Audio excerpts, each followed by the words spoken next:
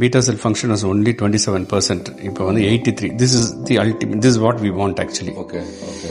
அது வந்து ஒரு டிபிக்கல் நான் டயபெட்டிக்கோட ரீடிங் இது. டயர்டாவே இல்லையா அந்த கேள்வி என்ன கேட்கறாங்க. இல்ல, இந்த டயர்ட்னஸ் ஒன்றும் வரல. இது ரொம்ப முக்கியமான ஒரு மேட்டர். இது வந்து எந்த ஒரு ட்ரீட்மெண்ட்லையும் கண்டுபிடிக்க முடியாது. அக்குபஞ்சர் ட்ரீட்மெண்ட்ல வந்து எனர்ஜி லெவல்ல இன்க்ரீஸ் பண்ண முடியும். இது வந்து நம்ம சுகர் ரிவர்ஸ் பண்றோம், பிபி எடுக்கிறோம், அதெல்லாம் முக்கியம் கிடையாது. ஆனா ஏதோ ஒண்ணு உள்ள உடம்புல ஒண்ணு பண்றது, அந்த எனர்ஜி லெவல் வந்து அது வந்து இன்க்ரீஸ் பண்ணி கொடுக்குறது பெரிய அட்வான்டேஜ். ஸ்பீச் கிளாரிட்டி, அந்த திங்கிங், அந்த பேசுற விதம், எனர்ஜி லெவல் வந்து கிடுகிடுன்னு ஓடுறதோ நடக்கிறது போறதுன்னு ஆபீஸ்ல பாத்தீங்கன்னாலே வந்து ரொம்ப ஃபாஸ்டா எல்லா வேலையும் செய்ய முடியும். அந்த டயர்ட்னஸ் ஒன்று வரல.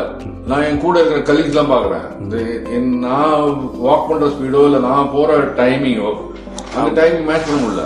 சுகர் வந்து நல்லா கம்மியாயிட்டு வருது. அது அந்த கோர்ஸ் அதோட ரியாக்ஷன் கொடுத்துட்டு இருக்கு. அதுல வந்து நல்ல இம்ப்ரூவ்மெண்ட் ரெண்டு பக்கத்துக்கும் தெரியறது தவிர போனஸா அந்த எனர்ஜின்னு ஒன்று வருது.